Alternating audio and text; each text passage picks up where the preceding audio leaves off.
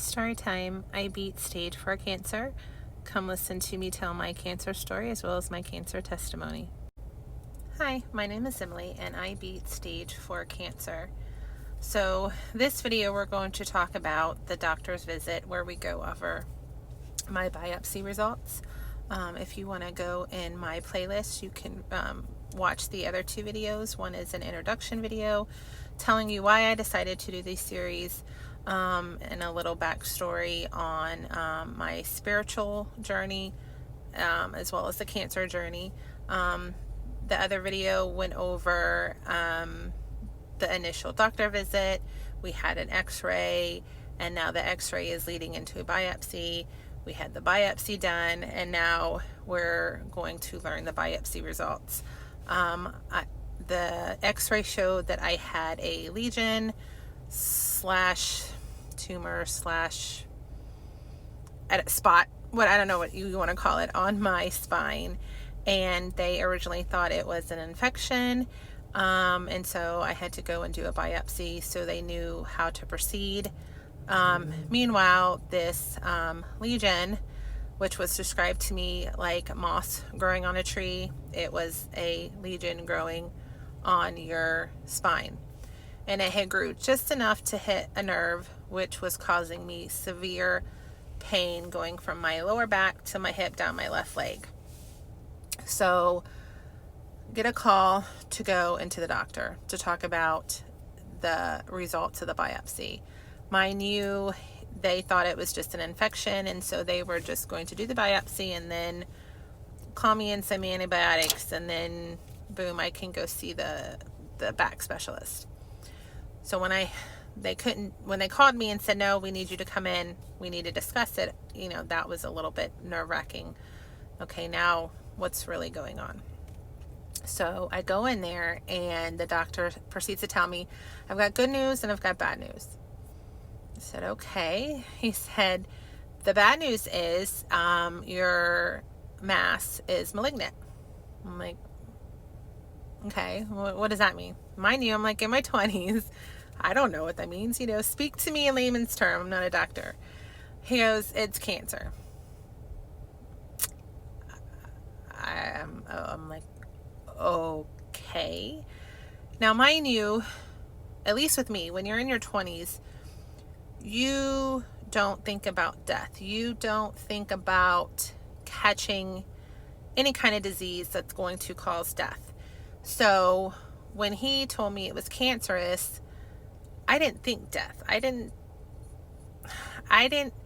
knew it was bad, but I just thought, okay, this is something that I'm going to have and get through, and we're going to call it a day. I know. Don't come for me. Naive. By no means am I trying to make light of it. This was just my thought process when I was in my 20s.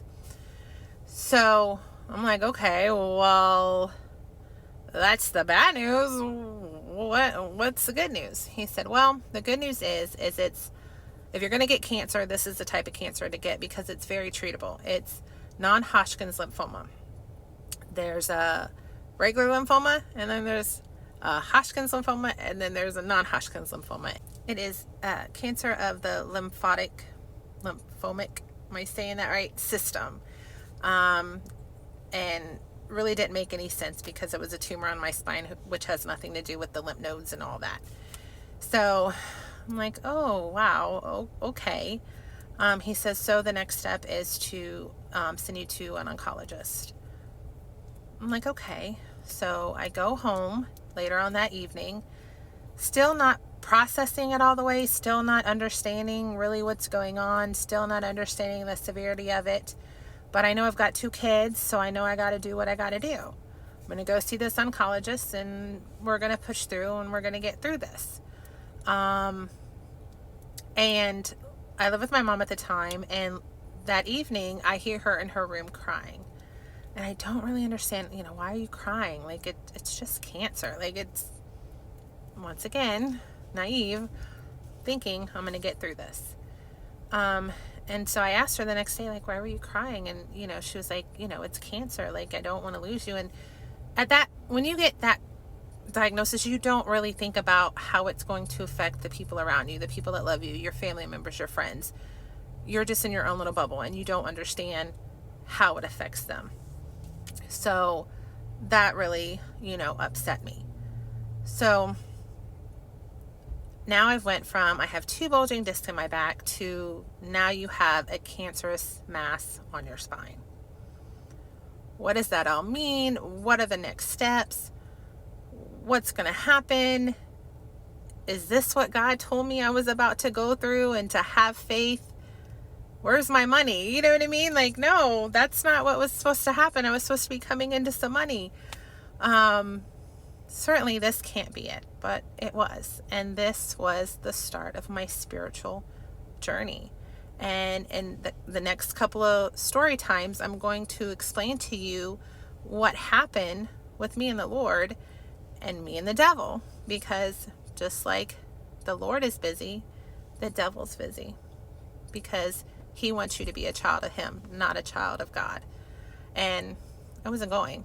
Because like I said in my previous video, I was very, very spiritual, very, very religious. And you could not take me away from that.